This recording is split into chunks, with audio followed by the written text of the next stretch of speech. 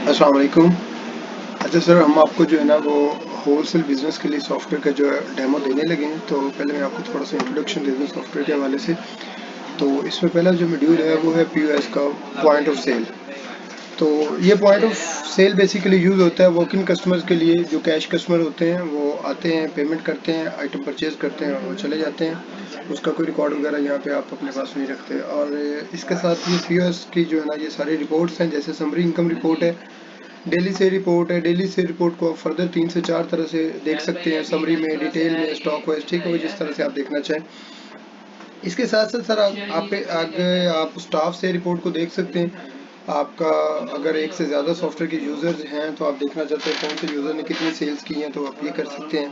Group sales report में आप कर सकते हैं कि आप अपने स्टॉक को ग्रुपिंग में जो है ना वो डिवाइड कर लें। जैसे आपका कॉस्मेटिक्स का ग्रुप हो गया, जैसे आपका फॉर एग्जांपल बेवरेजेस का ग्रुप है। इस तरह आपके पास अगर मल्टी ग्रुपिंग है तो आप उसको उनको भी मैनेज कर सकते हैं। किसी स्पेसिफिक ग्रुप की आप सेल रिपोर्ट को देख सकते हैं। Sales analysis report basically software के डेटाबेस में जो आपकी सेल्स ट्रांजैक्शन होती हैं वो सेव हो रही होती हैं, तो आप एनालिसिस कर सकते हैं कि आपकी सेल्स किन दिनों में जो है ना वो अप जा रही है, किन दिनों में डाउन जा रही है। तो आप ईयरली देख सकते हैं, मंथली देख सकते हैं, वीकली, डेली, ऑरली, जिस तरह से आप एनालिसिस करना चाहें वो आप कर सकते हैं। उससे नेक्स्ट जो मॉड्यूल है वो सेल्स का है। बेसिकली ज़्यादातर आपका ये वाला मॉड्यूल यूज होगा।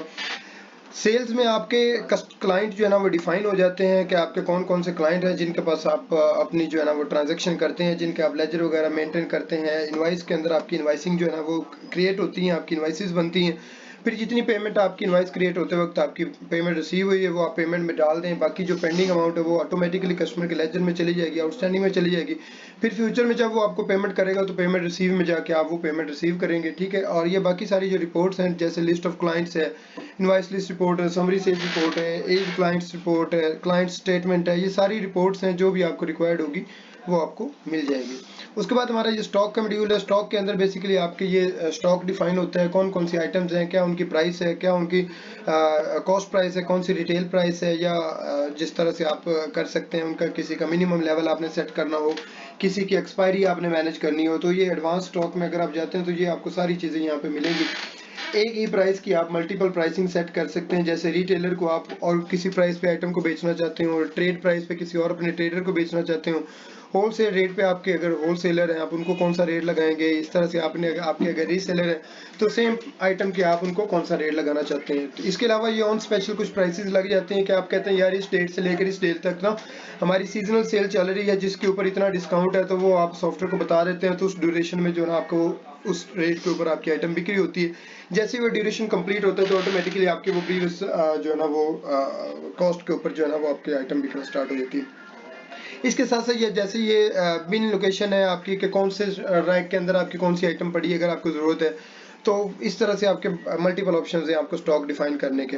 और स्टॉक के हवाले से ये सारी आपकी स्टॉक से रिलेटेड रिपोर्टिंग है, जैसे आपकी आइटम इंक्वायरी रिपोर्ट है, ट्रांजैक्शन इंक्वायरी है, क्वांटिटीज रिपोर्ट है, कौन सी आइटम कितनी क्वांटिटी में आपके पास अवेलेबल है, सेलिंग प्राइस रिपोर्ट है, ये सारी आपकी स्टॉक से रिलेटेड रिपोर्ट्स है, ठीक है। उसके बाद आपका ये परचेजिंग का मॉड्यूल है। परचेज में आप जिनसे स्टॉक परचेज करते हैं वो यहाँ पे मैनेज होते हैं। जैसे आपके सप्लायर्स यहाँ पे डिफाइन हो जाएंगे, कौन कौन से सप्लायर्स हैं जिनसे आप स्टॉक परचेज करते हैं। परचेजिंग में जाके आप परचेजिंग डालेंगे, कौन सी आइटम कितनी क्वांटिटी में आपने किस सप्लायर से परचेज की, कितनी पेमेंट कर दी, कितनी पेंडिंग है। उसके बाद आप फ्यूचर में किसी सप्लायर को कोई पेमेंट करना चाहते हैं तो पेमेंट टू सप्लायर में जाके आप उनको यहाँ पे पेमेंट कर सकते हैं। हम आगे जाके इनको प्रैक्टिकली भी करके देखते हैं, ठीक है। उसके बाद हम चलते हैं परचेज की ये रिपोर्ट्स में।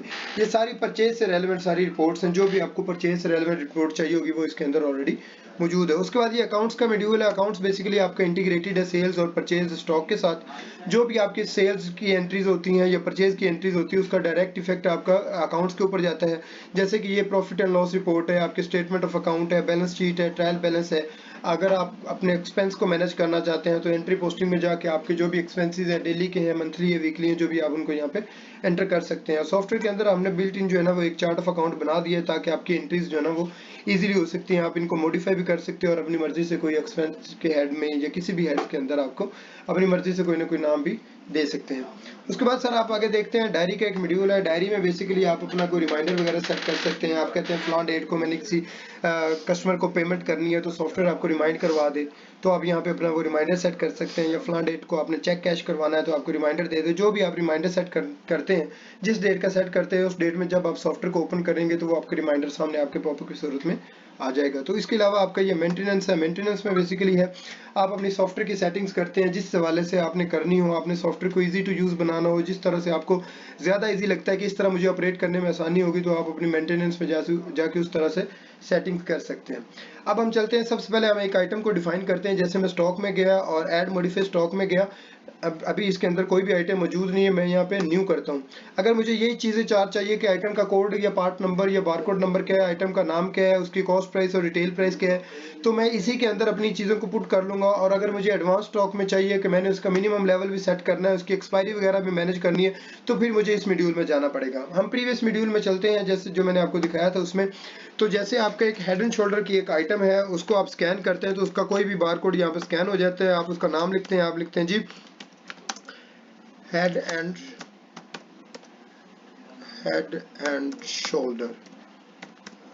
हेड एंड शोल्डर ये आपकी आइटम है। आइटम को आप आगे मजीद भी डिटेल में जा सकते हैं। आप कहते हैं किस रेट पे आपने बेचना है, आपने कहा जी लेट्स सपोज ये आपने बेचना है जी 500 का, क्योंकि आपको सॉफ्टवेयर ने प्रॉफिट एंड लॉस भी आपको बताना होता है। तो आपने इसको बताना होता है कि अगर आप 500 की चीज़ को बेचते हैं तो आपको कितने की कॉस्ट करता है। तो लेट्स सपोज आपको ये 435 का कॉस्ट करता है, तो आप इसको यहाँ पे लिख के आप इस आइटम को सेव कर देंगे। तो आपने अभी एक आइटम को अपने सॉफ्टवेयर के अंदर अपनी मर्जी से जो भी आपकी आइटम थी उसको आपने डिफाइन कर दिया। अब हम चलते हैं इसकी परचेजिंग की तरफ। आप देख रहे हैं अभी इसकी क्वांटिटी 0 है, क्यों? क्योंकि मैंने अभी इसको डिफाइन किया है लेकिन अभी इसकी परचेजिंग नहीं की। मैं परचेजिंग वाले मॉड्यूल में जाता हूं और परचेजिंग में जाता हूं तो सॉफ्टवेयर मुझसे सबसे पहले पूछता है कि वो अपने सप्लायर की आप डिटेल्स दे दें कि कौन सा सप्लायर है जिसे आप परचेज कर रहे हैं। और अगर मैंने किसी सप्लायर की यहाँ पे लेजर को मेंटेन करना है तो उसको मैं यहाँ पे डिफाइन कर दूंगा। कैश पे करना है तो आप कैश पे परचेजिंग कर सकते हैं। मैं एक सप्लायर को डिफाइन कर लेता हूँ, मैं डबल क्लिक करता हूँ तो लिस्ट ओपन होती है, मेरी लिस्ट के अंदर वो सप्लायर नहीं है। मैं यहाँ से न्यू कर लेता हूँ। न्यू में आप कहते हैं जी ABC आपका सप्लायर है, ठीक है। आप उसकी फर्दर डिटेल्स आप दे सकते हैं, उसका मोबाइल नंबर क्या है, उसका एड्रेस क्या है, सिटी कौन सी है, जो भी आप जी ऑप्शनल है आप देना चाहते हैं। मैं इसको सेव करता हूं और मैं जाता हूं जी परचेजिंग की तरफ। मैं आइटम को स्कैन भी कर सकता हूं और F10 हमारी शॉर्ट की है आइटम को सर्च करने की, आप वो भी कर सकते हैं। तो वो कह रहे हैं कितनी क्वांटिटी में आप परचेज कर रहे हैं। मैंने कहा जी मैंने इसके 100 पीसेज परचेज किए हैं, किस रेट पे, 430 के रेट 5 के रेट पे, ठीक है। अगर मैं इसको मॉडिफाई करना चाहता हूँ तो मैं इसको मॉडिफाई कर सकता हूँ, कॉस्ट को भी मॉडिफाई करता हूँ और जिस रेट के ऊपर आपने इसको बेचना है उसको भी मैं यहाँ पे मॉडिफाई कर सकता हूँ, ठीक है। अभी मेरा टोटल बिल बना है जी 43,500 का। मैं पेमेंट में जाता हूँ, मैं कहता हूँ जी मैं उसको एट दिस स्पॉट पेमेंट कर रहा हूँ, लेट्स सपोज 30,000 रुपीज़, ठीक है। 30,000 आप इसको पे करते हैं तो सॉफ्टवेयर आपको बता रहा है कि अभी आउटस्टैंडिंग जो है ना वो 13,500 आपके पास अभी आउटस्टैंडिंग है, जो आपने इसको पे करने हैं इन फ्यूचर। आप इसको सेव करते हैं तो अभी आप जब अपनी रिपोर्ट देखेंगे स्टॉक की क्वांटिटीज रिपोर्ट, तो आप जब सॉफ्टवेयर को रिपोर्ट ओपन करेंगे तो आपको बताएगा कि आपके पास इस वक्त हेड एंड शोल्डर जो है ना वो 100 क्वांटिटी में अवेलेबल है, जिसकी जो है ना वो कॉस्ट आपको इतने की पड़ती है। अब इसकी रिपोर्टिंग को आप जिस तरह देखना चाहे, 0 क्वांटिटी देख सकते हैं, पॉजिटिव क्वांटिटी भी देख सकते हैं, आप इसकी रिटेल प्राइस लास्ट कॉस्ट जो भी आप रिपोर्ट चाहेंगे वो आपको मिल जाएगी। बाकी ये सारी आपको स्टॉक से रेलेवेंट रिपोर्टिंग है। अब हमने आइटम को डिफाइन भी कर लिया, उसकी परचेजिंग भी डाल दी सप्लायर से। अब हम चलते हैं सेल्स की तरफ। मैं सेल्स में जाता हूँ, पहले हम अपनी पेमेंट करते हैं जो सप्लायर को हमने अभी पेमेंट करनी है। परचेज में अगर मैं लिस्ट ओपन करता हूँ सप्लायर्स की, तो जिस सप्लायर को मैंने कोई पेमेंट देनी होगी ये उसको हाईलाइट कर देगा। जैसे इसने ABC सप्लायर को मेरा वो हाईलाइट किया हुआ है कि 13,500 रुपये आउटस्टैंडिंग है, मैं इसको पेमेंट लेट्स सपोज करता हूँ मंथ एंड पे। मैं जाता हूँ पेमेंट सप्लायर में और मैं यहाँ पे सप्लायर का नेम एंटर, जैसे ही यहाँ पे सप्लायर का नेम एंटर करूंगा तो वो बता देगा कि आपके इसकी तरफ 13,500 रुपये आउटस्टैंडिंग है। मैं कैश में पेमेंट कर रहा हूँ, चेक में पेमेंट कर रहा हूँ, ये मुझ पर डिपेंड करता है। मैं कैश में लेट्स सपोज को पेमेंट करता हूँ 13,500 की, इसको मैं सेव करूंगा। तो अब जब मैं देखूंगा उसकी सप्लायर की लिस्ट को, तो वो कह रहा है जी आपका इसके साथ खाता जो है ना या जो भी आपका लेजर है वो 0 हो गया बैलेंस, अब आपने इसको पेमेंट कर रहे हैं। लेकिन इसकी हिस्ट्री जो है ना वो सेव हो रही है, आपकी सारी ट्रांजैक्शन की हिस्ट्री, कि किस डेट को कब परचेजिंग की थी, कब आपने पेमेंट की, ये सारी इसके अंदर सेव हो रही है, ठीक है। अब हम चलते हैं सेल्स की तरफ। मैं सेल्स में जाता हूँ तो वही तरीकाकार है जिस तरह हमने सप्लायर्स को मैनेज किया, कि आप अपने क्लाइंट्स को या तो पहले से डिफाइन कर सकते हैं कि कौन कौन से क्लाइंट हैं, या जब आप इनवाइस क्रिएट कर रहे होते हैं तब भी आप अपने सप्लायर को, अपने कस्टमर को जो है ना वो डिफाइन कर सकते हैं। मैं इनवाइस क्रिएशन की तरफ जाता हूँ तो सबसे पहले मैं क्लाइंट्स की लिस्ट ओपन करूंगा। अगर लिस्ट के अंदर मौजूद है तो यहाँ से मैं सिलेक्ट कर लूंगा, अगर मौजूद नहीं है तो मैं नीचे न्यू करके इसको ओपन कर लूंगा। मैं लेट्स सपोज करता हूँ जी मेरे जो कस्टमर का नाम है उसका नाम है जी अली नवाज, ठीक है। उसके अंदर मैं डिटेल देना चाहता हूँ, मैं कहता हूँ जी उसका जो लोकेशन है वो है जौहर टाउन लाहौर, ठीक है। उसके बाद आप उसका contact number, phone number, email address जो भी ऑप्शनल है देना चाहते दे सकते हैं। एक चीज़ आपको याद होगी, मैं जब आपको स्टॉक डिफाइन कर रहा था तो मैंने आपको बताया था कि एक ही आइटम की मल्टीपल प्राइसिंग सेट हो सकती है। आगे अब उसका फ़ायदा आपको यहाँ पे मैं बताता हूँ कि अगर आप ये फिक्स करना चाहते हैं कि मेरा ये जो स्पेशल कस्टमर है इसको स्पेसिफिकली वो वाली प्राइस लगनी चाहिए जो मैंने उधर सेट की हुई है, तो आप उसको वो वाली प्राइस यहाँ पे सेट कर सकते हैं, होल सेलर की प्राइस है या जो भी आपकी रीसेलर की प्राइस है, जो भी आप इसको प्राइस यहाँ पे सेट करना चाहते हैं। अब आप इसके नाम की जब भी इनवॉइस क्रिएट करेंगे ऑटोमेटिकली इसको वही प्राइस लगेगी जो आपने पहले से सेट की हुई है। आप इसको यहाँ पे सेव कर देते हैं। मैं यहाँ पे हेड एंड शोल्डर को यहाँ पे स्कैन करता हूँ तो वो कह रहा है आप इसको अली नवाज को हेड एंड शोल्डर की कितनी क्वांटिटी में चीजें बेच रहे हैं। मैं कहता हूँ जी वो मुझसे 10 पीसेस जो है वो परचेज कर रहा है 500 के रेट पे। अगर कोई डिस्काउंट देना है तो ये डिस्काउंट का कॉलम यहाँ पे मौजूद है। लेट्स सपोज मैं इसको कहता हूँ जी मैं इसको 5% जो है वो डिस्काउंट दे देता हूँ, तो मैं इसको 5% डिस्काउंट दे रहा हूँ। ये आपकी इनवॉइस के ऊपर भी आ जाएगा कि इसके इतने का बिल बनता था, इतना आपको डिस्काउंट मिला, अब उसने इतने आपको पे करने हैं।